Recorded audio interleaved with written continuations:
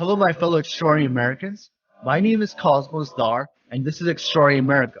What is Extraordinary America? Well, you see, America has always been about freedom, opportunity, and the pursuit of happiness. However, most Americans are not free when it comes to the financial front. Most Americans are suffering from financial slavery due to loss of jobs, stagnant wages, inflation, and debt. Wealth and income inequality is the norm now, and the middle class has all but disappeared. So Extraordinary America is about the abolition of financial slavery. It is about the financial freedom of the 99%. It is about the nation of immigrants and the descendant of immigrants restoring the extraordinary within themselves and setting themselves free. The path to financial freedom is through financial education. It is through becoming entrepreneurs and investors on the light side. In this podcast, I interview fellow Americans who fought against the odds. Many of them came from humble beginnings to see how they did it. It is my hope through these interviews that the extraordinary within you shall awaken and that you will abolish financial slavery from your life and realize the American dream. Once again, welcome to Extraordinary America.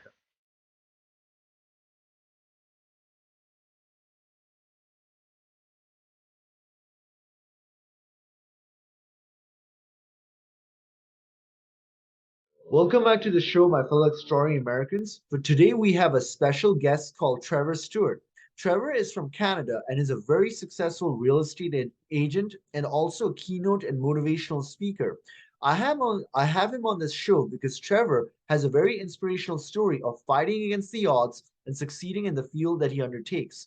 He grew up surrounded by domestic violence and experienced a pivotal moment when, as a child, he decided he would live above how he was being raised and accept whatever consequences came with that. That one decision changed everything for him, choice by choice and lesson by lesson, until one day he felt strong enough to help people living with some of the challenges he grew up with. As a result of those choices, Trevor has experienced a world he never dreamed of. He's climbed major mountains all over the world, including Mount Everest and Mount Kilimanjaro, to raise money and awareness for two causes close to his heart: Big Brothers Big Sisters and the YWCA. And he accomplished that despite daunting physical and emotional challenges that seemed determined to thwart him. Trevor's message is simple: if I can do it, you can do it too. Thanks to a high level of commitment, dogged determination, and perseverance in the face of roadblocks and adversity, Trevor has elevated his life and finally escaped his past. Now he inspires others to answer the call for themselves. And I'm grateful to have him on this show. Trevor, are you there? I'm here. Trevor, Absolutely. it's a complete honor to have you on this show, and I'm really excited about this interview. So I know that you're a real estate agent and you've been a motivational speaker. Can you tell me and the audience a little bit more about yourself, your background, and how and your story in general? Oh, wow. Yeah, it's a very moving story because when I was born, I was born into a violent family. So I didn't really feel like I had a chance. And I had been, my parents moved me 26 times by the time I was 5 years old. 26 And times. right, so as a child, I couldn't really settle. And by the time I was 9 years old, there was just so much violence in my home. I had decided, sitting there one night, I decided, I've got to live above this somehow. I got to be able to, I can't run away, so I'm going to live here, but I'm going to live above it, and I'm going to learn how to be a good citizen and make a life for myself. And so it kind of started with a little thing I started called the Happy Surprise Company at 9 years old. I went around my community doing anonymous good deeds for people, and I didn't want them to find out who this was that was doing these things for them. But eventually, they found out, and it became quite a thing. And over the years, especially when I got into real estate, I was really able to give back. And when I was 44, I finally opened up about how I was raised and what motivated me to become a big brother and start climbing for big brothers and big sisters, and why I chose to climb Mount Everest and a bunch of other huge mountains for the YWCA as well. So with that story, it just helped elevate lives. So I started my own company called elevatinglives.com, and that is phenomenal. That has really really motivated, inspired me as a human to keep doing these things, especially when I see and hear of the change that is happening with the people that hear my talks. For one, I go into schools and I talk to high risk teens. I talk in schools that are, you know, riddled with gangs, and I'm comfortable there. I'm comfortable to talk to them, and it's really amazing to see change happening in the audience and in individuals. And not only that, but to businesses that have been hit with COVID, or you know, maybe they're being really hit with like you know, major losses. They can't keep their employees. I come in and talk to them, and they make a surge for the better. And it's really really inspiring to see change so fast, using metaphors from my climbs and talking about, you know, not giving up. That is so huge, because I had the choice to give up as a kid, right? But I chose to live above it. And so when people are in hard times, they can also make that choice too, right? And they never know where that's going to take them, but it's definitely not going to take them down. If they make a decision to live better, it's going to take them up and out of where they're at right now. So personally, spiritually, physically, mentally, you know, all of that. So it does round out, that's for sure. Man, Trevor, there's so many questions for me to ask you. I don't even know where to begin, but I wanted to ask you, like, how did you, at what point did you decide that you're going to climb mountains, including Mount Everest and Kilimanjaro? Like, these are like some of like like, it's like the toughest mountains to climb, you know, like it takes a lot of effort and all of that. Like, what prompted you to do that? And if you could elaborate on that. Oh, absolutely, I can.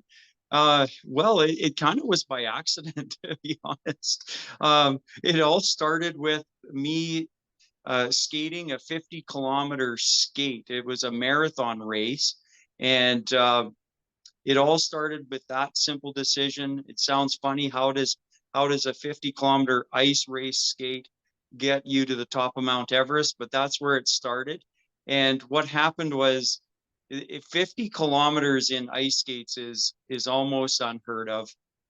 And the man who had organized this event for years after years had never seen a guy finish the 50-kilometer race in hockey skates, which I did. So he came up to me and he congratulated me, and he gave me this little award for it. And I was like, wow, that's like, how did I do that? Was I the only person ever to do that? And he goes, yeah, in the history of my organization, you're the first person. So I got back to the city where I was living at the time, and there was a friend of mine that was sitting on the board for Big Brothers and Big Sisters. He said, hey, Trev, like, hey, if you can skate 50 kilometers for kids, raising money for, I was raising money, helping raise money for funds for building materials for an orphanage in Guatemala. That's what that skate was all about. And and he said, well, hey, if you could do that for them, can you not climb a mountain for us? And I was like, yeah, well, there's lots of local mountains. Yeah, sure. I'll climb a mountain for you guys.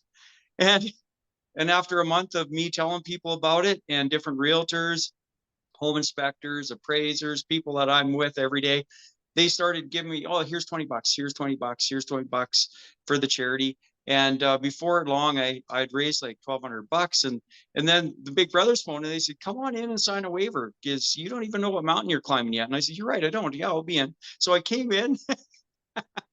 This is Wow. funny, because I had never been out of country other than driving in the US. So North America soil I'd always been on, but never out of country. So they said, hey, Trev, here's the mountain. I said, boy, that's not around here. What mountain is that? And they're like, Trev, that's Kilimanjaro in Africa. I was like, what? Okay, well, I guess I've been committed now. So that's how I got into hiking high altitude mountains. And because I have a crazy, crazy fear of height, I decided to only hike mountains that I could hike and scramble instead of climbing straight up, because I'm terrified of heights. So, So you're so for terrified of heights. Let me yeah, get you're terrified of heights and you decide to climb Mount Everest. Yes, yes. So when I was done all my climbs for Big Brothers Big Sisters, and I woke up to a headline in the paper and it said, "Did you know that domestic violence is on the rise and that 33% of all domestic violence or police calls are domestic violence calls? And did you know if you've been bullied as a child, you're more likely to be bullied in the workforce?" And I was like, "What?" And then a headline just said, "Hey, the women's shelter needs help. Uh, there's not enough rooms for all the people that are knocking on the doors." And I was like, "Oh man, this just rung home with me." So I was like, "What can I do for them that scares the living crap out of me?" Okay, and that was one of them was heights, and I didn't really like the bitter cold in the elevations. So I thought, well, I'm going to really put myself out there. I'm going to drive down to the YWCA. I'm going to tell them I'm going to climb Everest for them no matter what it takes. I'll overcome my fear. I will learn how to climb ice falls. I'll learn how to get in all the ice climbing gear. I'll take lessons and courses. I'll do whatever and I'll climb other mountains to qualify, but I'll do whatever it takes to climb Everest for them. And that's how I got got to the top of Mount Everest was the commitment to learn, the commitment to put myself out there, totally out of my comfort zone because I don't like the bitter cold, even though I live in Canada where it does get -50 sometimes, but I don't like it. I would rather be warm. That's for sure. I mean, I'm all the way here in Florida, and it's really warm, and so I don't know what -50 is. Like, I wouldn't survive that. That is Oh, insane. you would. We have neighbors that are from Nigeria and they survived. So where you'd survive too. There's ways. Like yeah, for sure. But it's terrifying. I'm still not over my fear of heights totally, but I did train my brain. I trained and trained. Uh and I got over it somewhat. But So, but Trevor, just I want to ask you on how you overcame it, but like I think you mentioned to me at one point that you saved a woman's life when you were in Mount Everest at the heights. Can you tell the audience a little bit more about that? wow, yes, I can. Thanks for mentioning that because that's the actual pinnacle for me, not the summit of Mount Everest, not all the other things, not all the money I raised for the charities, but the pinnacle was rescuing this woman. And what it was is I was standing on the very top of Mount Everest. I was with my guide and my Sherpa, and that's all that went up there with me. It was just us three guys. And the Sherpa was having a really hard time breathing. So we were worried about him. And all of a sudden, he looked at us at the top and said, "We got to go. We got to go." So just as we're heading down over the top and we're on the rope, and I'm looking back up at him to make sure he's okay. Um, I look down. I'm holding on to the rope, and I look down, and I see just a glove wave. Like it seemed like a weird thing to do, but it was way down. It was about 1,000 feet below us. And I said to my Sherpa, I said, "Hey, stop a bit." I said, "I think I seen a glove wave down there." And he goes, "No, someone's just waving high. Let's go, let's go." And I said, "Oh, I don't know. That's not really. I don't think that's really on the trail. But can we just wait another second?" And then we saw it again. He says, "Oh yeah, I see that. Yeah."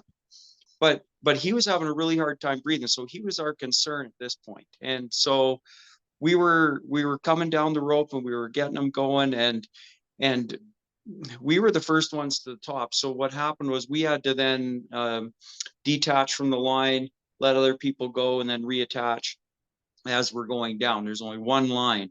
So it took us a while, but once the body spaced out more, we got more faster and faster. Then we could hear her screaming. Wow. And it was the same scream that stood my hair on end as a child. It was that same exact my mom screamed that same scream. And I was like, wow. I said, come on, guys, we got to really go here. And they said, well, our Sherpas are most important right now because he's having a hard time. And I said, well, I think we can do both. Let's just go. And so we hurried down that rope and we found that she had been um, this is really hard to say because it paints a sort of a bad picture on some humans. But these two guides tied up this one lady by putting the rope around and around and around her arm, and then they put a carabiner over top of it, and they threw her over a cliff, and she was dangling like this. She was dangling with one arm, and then she would kick off the cliff, and then she'd lean way out and wave, and that's what I saw was the wave. And so we were up on where the rope was. She was dangling over the cliff, and we're supposed to go this way, and there she was down there. So I said to my guide, you know what, we gotta rescue. And he said, man, he said, we aren't supposed to rescue above 25,000 feet if we've already got someone in trouble. And I said, well, you guys can go to your thing. I'm going to rescue her. And they said, no, we'll help. We'll do what we can to help. So I tried scooting along the cliff beside her, but I wasn't tied on. So I had to come back up. It was just way too steep. And then we just literally pulled her up. So all three of us just started pulling on that rope, and we pulled her up that cliff. And she said that she had been there for about 30 minutes, and a storm was coming in, and there was a major storm coming in. So she was just screaming and screaming and crying and sobbing when we got her on our line with us, and we got her safe. She could walk, but she had a lot of pain in her arm as the blood started coming back into her fingers and stuff. So every time her foot went down, she would scream. But what happened was she spoke English, but at the time she did not, and because she was in shock, right? So it took me 3 years to find her afterwards on Facebook. So I found her, and I inboxed her, and I asked her if she was the woman I rescued on Everest. And it was a beautiful reunion, and a lot of tears and just a lot of questions. I just said, how did you do? What happened after you got home? And all the things that I wanted to ask her. But so from where we found her, she was above Camp 3 on the north side, which Camp 3 is our last camp before summit. And she was out of sight from the actual peak itself. You had to be in a certain spot to see her. And so my guide said to her in a broken dialect, he said, tell us which tent you're in Camp 3, because those men will be there in that tent, because there's others in this group that were ahead of her that they would have to be waiting for. So she pointed out the tent, and that's when I unlashed myself from the rope. I went over and I hauled them out of their tent, and I had words with these men. I said, we'll report you to the Tibetan Mountain Police when we get down to base camp. We're going to make sure that your licenses are taken away. You'll never, ever climb again or guide. You may climb, but never guide. And they were just, when they saw her with us, they literally freaked right out. Like Did they they have couldn't. did they have weapons and all of that? They did not. No, they did not. But the Tibetan Mountain Police, they do disguise themselves as climbers, and they will climb on the mountain just to make sure everything's good. But none of them were there at the time. So it was very, very, very tense, very, very tense. And then I think I sent you an email with Nalima's response on my Elevating Lives Facebook page, thanking me for standing up for her, especially to her abusers on the mountain, and what a difference that made to her, knowing that somebody cared enough to go out of their way to do this. And the danger of rescuing somebody at that elevation is the air is so thin, the oxygen is so low, and your heart's pounding already just being there. It's your whole body is being ripped apart inside just to survive. And what happened is there's in base camp, they say, hey, if you're above 25,000 feet, you can't exert any more energy than your own. And so you sign a waiver saying if you are in need of rescue above 25,000 feet, then you are signing a waiver saying that you're okay to die and your body to remain there. So my guides reminded me of that, and I said, it's okay. I'll still do this. I have to. I'm sorry. So, Trevor, that is really brave of you. That is one of the most courageous, brave stories I've heard, actually. oh wow. Well, thank you. It didn't seem to be much at the time, but it's something I think about every single day. I think of human kindness and being kind to people, no matter where we are in this planet. Especially, you don't think of it on Everest, right? But it does happen where there's humans, there will be issues at times. So I'm just trying There's to elevate lives. That's it, right? there's some really bad people out there, but there are also people like you as well, you know? There's Yeah. what we call, yeah, there's Well, that's goodness great. and evil side by side. So Awesome. There's a lot more good than people are hearing about. And I just wished everyone had a chance to tell their story and to shed their light, because this world is riddled with the bad news, especially right now, right? I know, like the media always focuses on the bad news, but there's like stories like this are literally unreported. They don't really talk about this as Exactly. much. Yeah. Exactly. Yeah. Yeah, that's right. But Trevor, there's one question I wanted to ask, like when you're climbing these mountains, what makes you overcome your fear? Most people cannot overcome their fears. This is like one of the extremes because I think if we know the secret sauce, we can apply that to anything, including entrepreneurship and business. What is that force inside of you that allows you to overcome the fear and like make yourself do it regardless? Wow, that is one powerful question. I've never been asked that before, but what comes to my mind is I had to do it in little baby steps. I had to do a little bit better every day. And I think by me just, I trained sometimes with my eyes closed or blindfolded. And I would imagine myself in precarious situations at that time while I was training. And it would just help to calm me down. And I think just by me being very, very, very well trained by the time I went to Mount Everest, I had that confidence. So I think for anyone with a different fear, maybe it's a fear of drowning, or it's a fear of failure, or it's a whatever your fear is, it's so real. Like fear is gripping, it's paralyzing.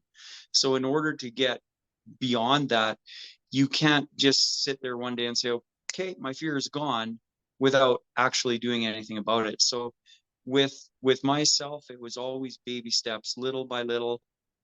Like I said before, I would just hike mountains that I felt safe on. Then I got into scrambling, and then I would go, okay, I'll look down, like, okay, I got to sit down here for a second, but at least I looked down and I got my equilibrium and I got over my fear, and then I would go again. And at the bottom, I'd look back, I'm going, wow, I did that, right? So I think looking back at a little achievement and really celebrating that really tricks your brain. And do you follow me there? Because Yeah. that's kind of it's kind of crazy to think that way, but you have to trick your brain. And for myself now, I can walk out on a 30-story balcony and look straight down. Whereas before I wouldn't be able to do that. I would get all queasy and weak-kneed and shaky and, yeah, almost pass out. So little baby steps. So like you're saying you have to do small incremental steps and you got to keep going and you got to trick your brain. So like a lot of people they don't end up they just they try to do everything at once. Like they're trying to like Yes. overcome their fear in one go. So what you're Yeah. saying is actually really interesting. Like don't do it in one go. You got to break it down into many different steps. Yeah. Different segments and steps, and celebrate them, because you're alive, you're well. Maybe you did a little bit better when you faced that fear than you did last time, and celebrate that. like really tell yourself you're okay, and go, wow, I'm actually getting there. I'm getting there. I'm getting there.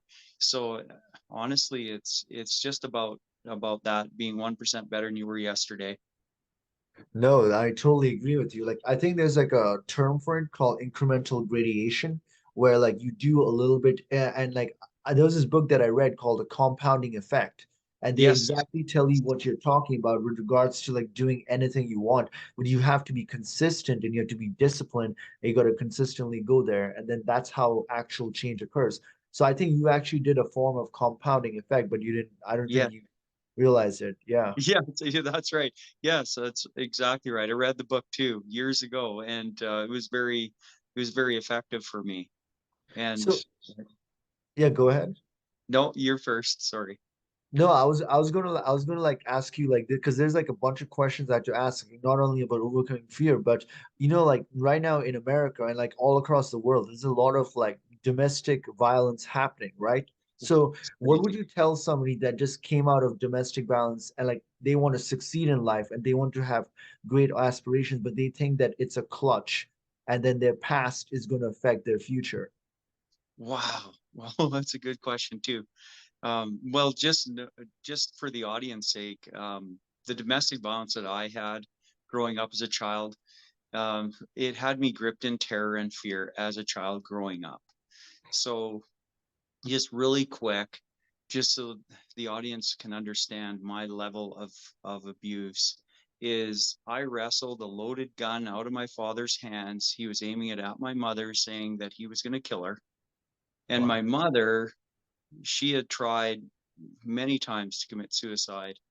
I think it was 4 times, and all with overdosing on drugs, which we as children found her, rescued her, took her to the hospital. We were underage to drive. We drove her there. Like it.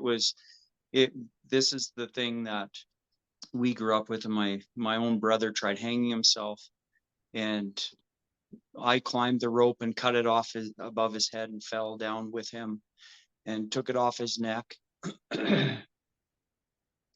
So there was a lot of abuse in my home, and I would go to school and I was too afraid to invite kids home after school. I would run home from school at lunch to check on my mother to see if she was okay. Like these are the things that I grew up with. And I thought that there's no hope for me. But when I made a decision to live above it, and I think that's the first step, is to make a decision that you can be better, that you can do better. I didn't deserve to grow up like that. And my brother didn't deserve to grow up like that. And abuse is cyclical. So my parents obviously had a lot of abuse when they were growing up, and they just didn't break that chain. They didn't have the strength or the desire to do it. So when people are coming out and have got away from domestic violence, your life can really just be getting going. And the strength that you have to go forward and to put your mind and heart and soul into something that you love, you can do it because you are the most powerful survivor on the planet. And you can do it because that's what I kept telling myself on Everest is, wow, you know what? And this is for real.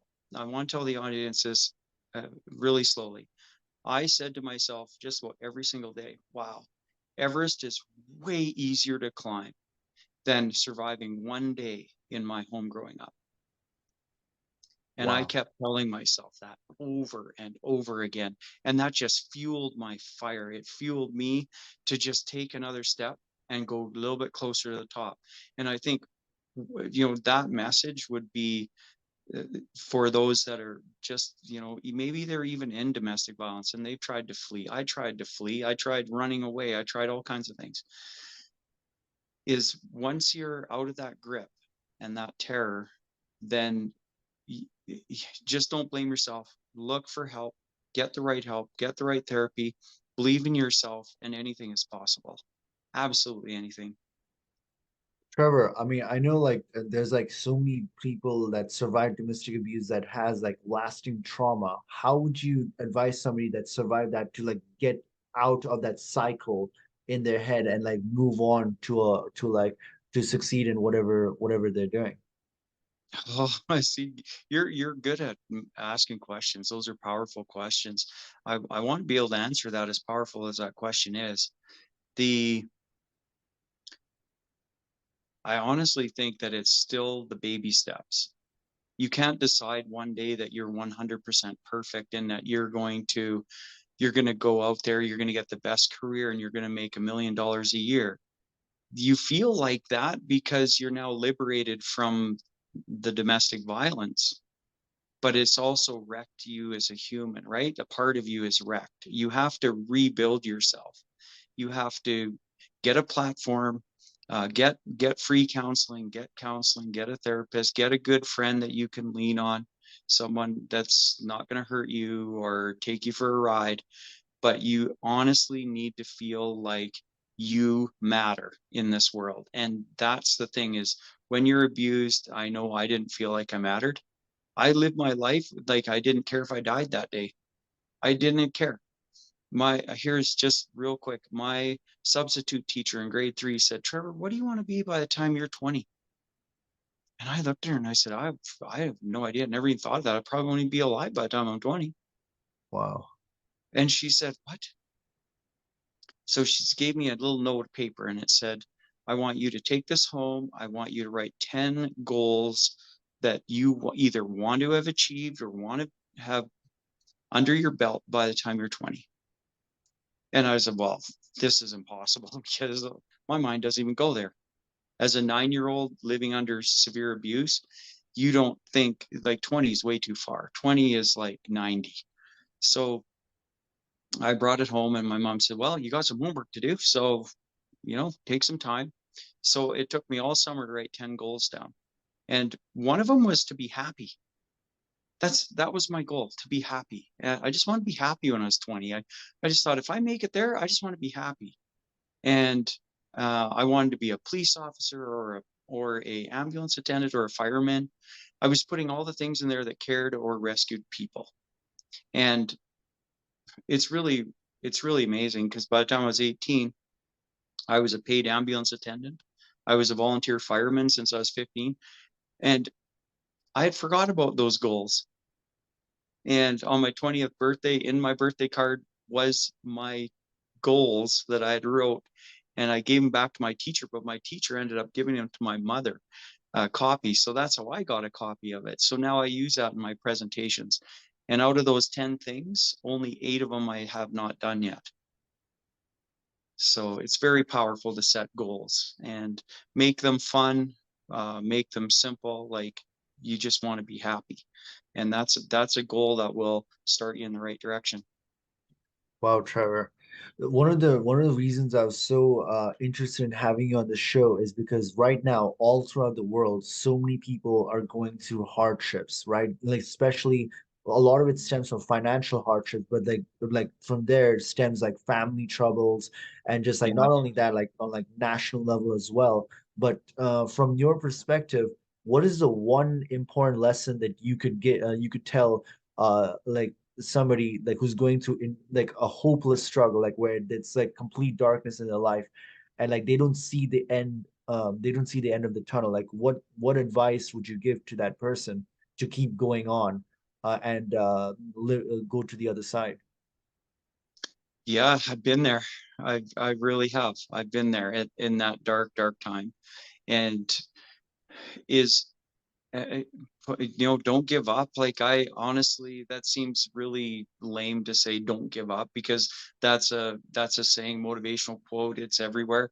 But seriously, when you're in that moment of extreme darkness where all you can think about is your life is over, or you need to end your life, or you need to harm somebody or harm yourself, just just breathe, just close your eyes and believe in yourself, because there is a way out of that.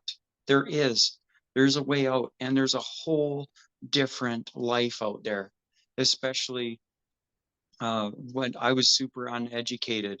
And after I left home, I went and got GED, and I got that opened up my world so that I could become a real estate agent.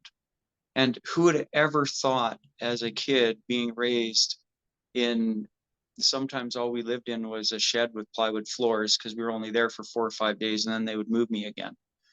Um, that little kid hopping from one little place to the other could become so successful in real estate later on. There is a way, and I did not see that in that dark, dark time. But it's that little that little decision I made to live above what was happening to me, live above and try to become something better. So I would give that message to anyone in that really dark spot right now, is try to become someone better, or get help somehow. Trevor, I completely agree with you. And I would also like to add that, like dark times, like they don't last. They're impermanent and they're temporary. Eventually, the Yeah. light will come on the other side. Like it's not gonna, it's like you might think that it's going forever and it's like lasting a while, but eventually it will pass.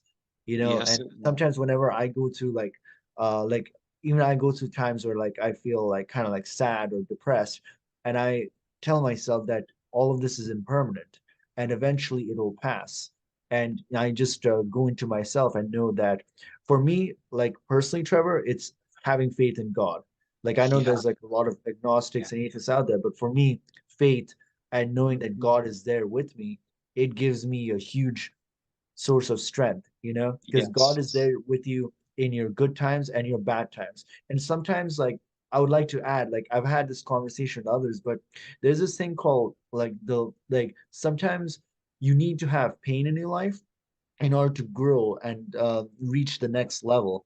And Yeah. sometimes you understand yourself and like your ability to feel compassion for others comes from a lot of times from pain and suffering. Because if you take a look at it, like what happened to Yes. you is horrific, but because of that, you were able to help others who are probably going through domestic abuse themselves. Like you have compassion. Maybe God puts it into our lives to like suffer a little bit so that we can help others and realize that we're all part of the one source.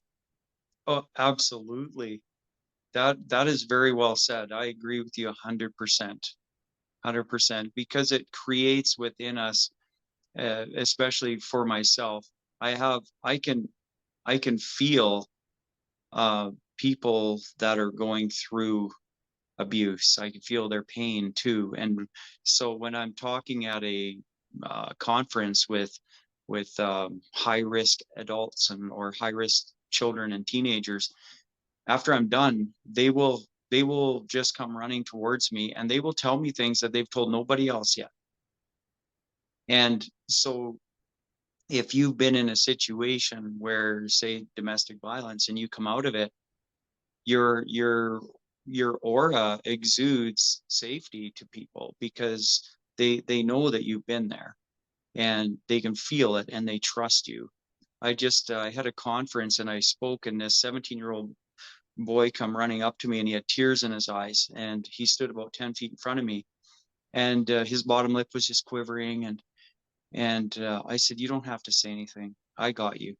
Like, just, yeah, what do you need right now? Do you need to tell me something or just need a hug? And he's like, oh, I could just use a hug, please. And it was just a hug. And and and he cried and cried and cried, and then so I motioned for a counselor to come over, and and I said, this man obviously has a story, and he's about to tell me something right now that he's never told anybody else. I can just feel it. And so he told me that he's he was abandoned by his parents in their own home. They wouldn't look at him, they wouldn't talk to him, they never acknowledged him. He was like a ghost in the home.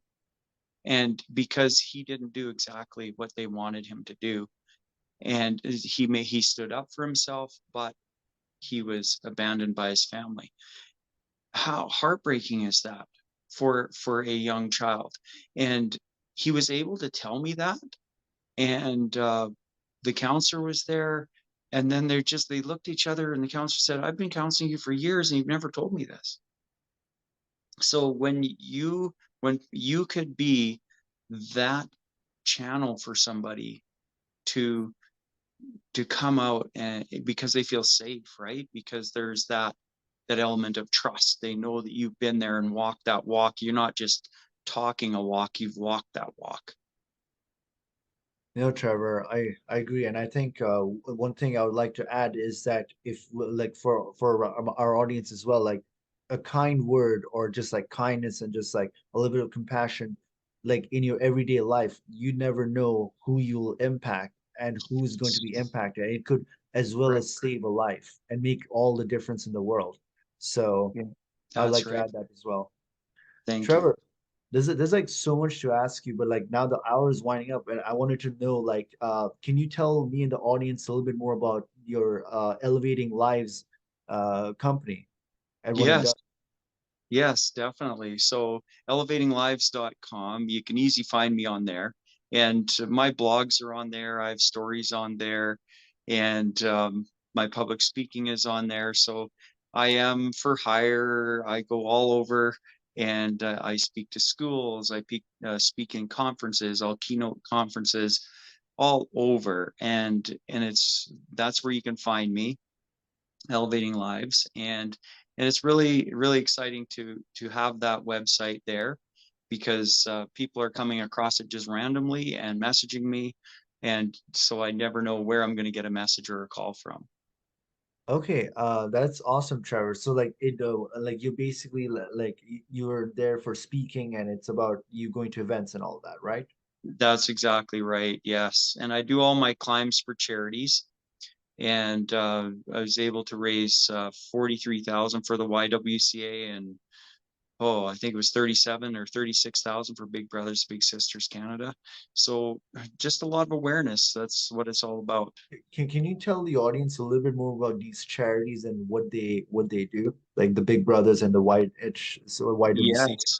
Yeah, a lot of people ask me, why did you choose those charities? And Big Brothers and Big Sisters was the first one I chose to do my hiking for. And that's because as a child, I really wanted a big brother that I could just hang out with and trust, and spend some quality time with that person without any other things going on. Like, and so when I learned that Big Brothers and Big Sisters needed big brothers and big sisters to sign up, there was 88 children on the waiting list.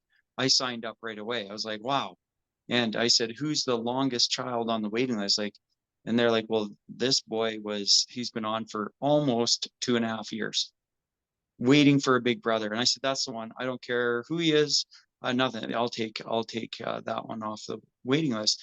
And an absolute gorgeous bond happened. We are still very close friends. He's now 26, and it's just amazing. Like, I've been at his sister's weddings. It's really just part of the family. So I picked him up once or twice a week for 2 hours, and we just hung out. We did. We went exploring. We go for milkshakes. We go for burgers. We go riding around in my car. I had a really fancy, kind of like a high speed car at the time. So we go rip around with him a little bit, he loved that. And things like that. Like, I just hung out with him and was just being normal and being understanding. And he didn't talk a lot. So I just let him be, and didn't force him to be anything he didn't want to be. And so it ended up where we spent more and more time together. He became just like my son, really. So it's a beautiful bond. And so in order to get to be a big brother, you have to fill out some forms. You have to do a background check on you, child welfare check, and a police criminal record check.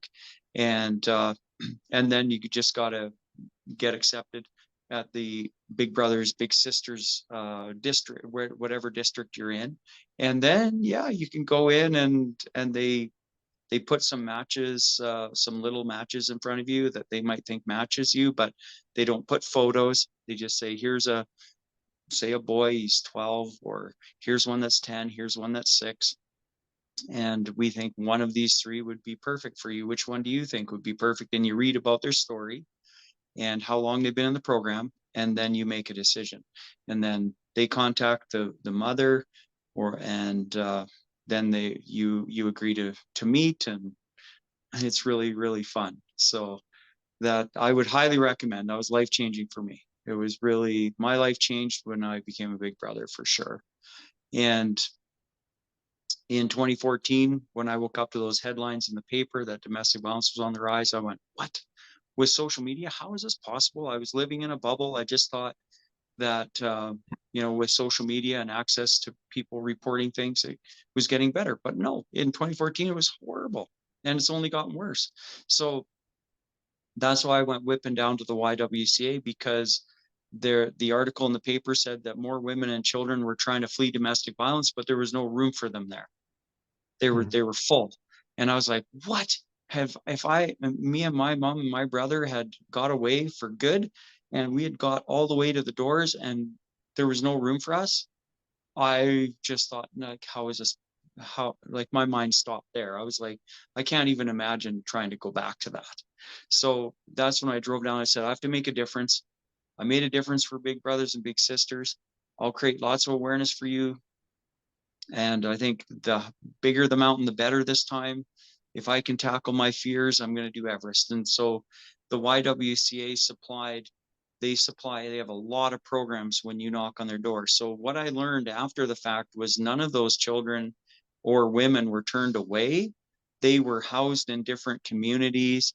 They were given counseling until they had more room to open up, that they could bring them in to the actual shelter.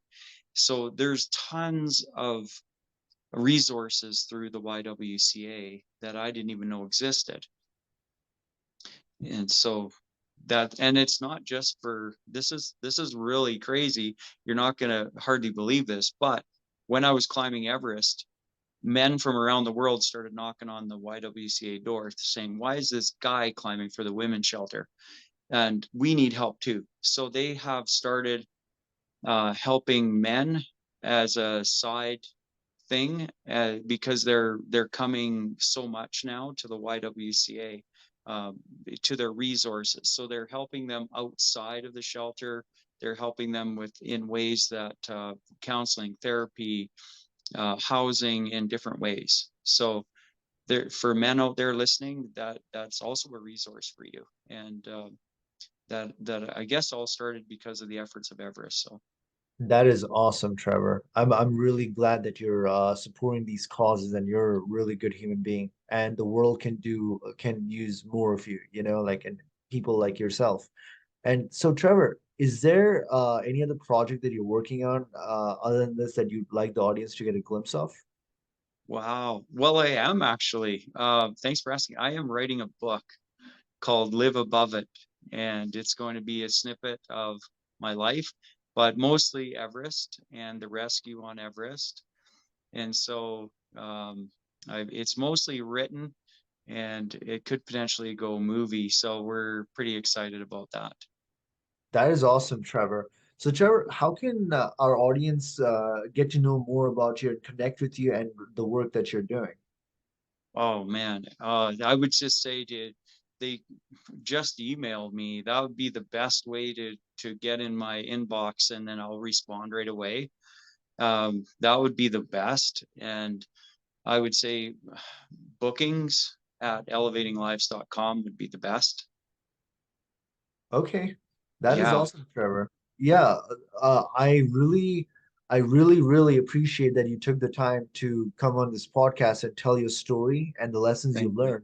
learned. I'm really inspired by what you've told me, and in the future, I would definitely want you back at a later time on the show. Oh wow. Wow, thank you very much. And I'm honored to be on this podcast with you, and thank you for looking me up, and it's been a pleasure. Yeah, Trevor, like you're making a huge difference, whether you know it or not. Like just people like Wow. listening to this, like they'll be inspired and like they will go through the hardships and they will tackle it eventually, you know? Yay. That's what it's about right there. Right. It And takes teamwork. yeah, and I want to conclude the show by telling my fellow extraordinary Americans that, hey, look, there's an extraordinary within each and every one of us. It's our duty to awaken and unleash it, no matter what adversities come our way. Until next time, bye for now. Hey there, everyone. Thank you for watching Extraordinary America. If you like what you see, please do subscribe to our podcast and share it with others. Remember that the best investment that you can make in your lifetime is in your own financial education, for it is knowledge that truly sets you free. Also, remember that your purchasing power is being diluted through inflation, and then the practical thing to do is to protect the loss of your purchasing power by investing in precious metals or the right cryptocurrencies. Also, never forget that you are an extraordinary American.